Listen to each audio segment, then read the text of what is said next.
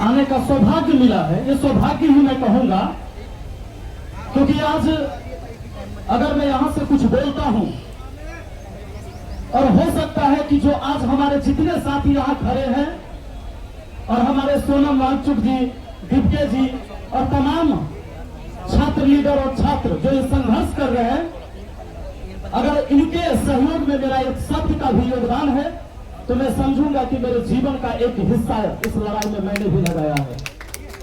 साथियों, पिछले 1 महीने से लगातार ये आंदोलन चल रहा है। सोनम वांगचुक जी लगभग 20 दिन से भूख हड़ताल पर हैं। ये जंतर मंतर और पार्लियामेंट ज्यादा दूर नहीं है। पूरा देश ये जान चुका है कि मुद्दा क्या है। जहां 22 से अधिक छात्रों की जान गंवाए हैं वो छात्र थे जो हमारे देश के कोहिनूर थे, लेकिन यह खबर हमारे पार्लियामेंट तक नहीं पहुंच रहा है। वजह क्या है? जो नेशनल मीडिया है वो चाटुकारिता करने में लगी हुई है।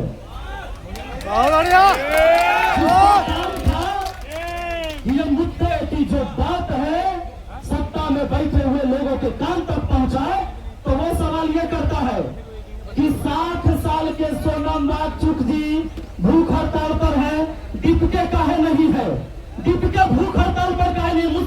मुद्दा उसका यह है, वो जो 22 बच्चों ने सुसाइड कर लिया, यह मुद्दा उस हरामखोर का नहीं है, पीता हुआ पत्रकार का। उसका मुद्दा यह है कि कहता है कि जंतर मंतर पर जब छात्र जाते तो खाना खाते हैं, उसके गार्जियन जा रहे तो वहां खाना खा रहे हैं। अरे हरामखोर, तू तो पूरा देश को निगल गया। शर्म आनी चाहिए तुझे। मैंने ऐसे दलाल, ऐसे पत्रकार पहले नहीं देखा था। ऐसे 1-2 गाली और गरम करने तो कोई दिक्कत नहीं है। नहीं, मैं तो देख रहा हूं इनकी हरकत तो ऐसी है इनकी, ऐसे बयान देते हैं कि सरकार के तरफ से बोलने के लिए इनको रखा गया है। ये देश के तरफ से नहीं है, ये सरकार की बातें बोल रहे हैं।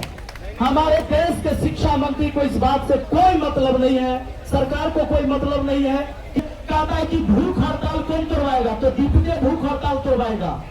यह हमारे देश के सरकार का काम नहीं है। पत्रकार मीडिया इस तरह से बिक चुकी है। अच्छा, एक चीज और हम सुने हैं, कहता है कौन सी कि 300-400 आदमी के जंतर मंतर पर जाने से अगर शिक्षा मंत्री को हटा दिया जाए, केंद्रीय मंत्री को हटा दिया जाए, तो ऐसा आंदोलन तो डेली होता है। तो ऐसे में तो सारा बदल जाएगा मंत्री सब। अब जरा सोच के देखिए, अमीर लोग बोलेंगे नहीं, क्योंकि उनका अपना धंधा है, बिजनेस है, सरकार से उनको डर है, तो उनका बिजनेस में चौपट हो जाए, ईडी और सीबीआई उनके पीछे न लग जाए।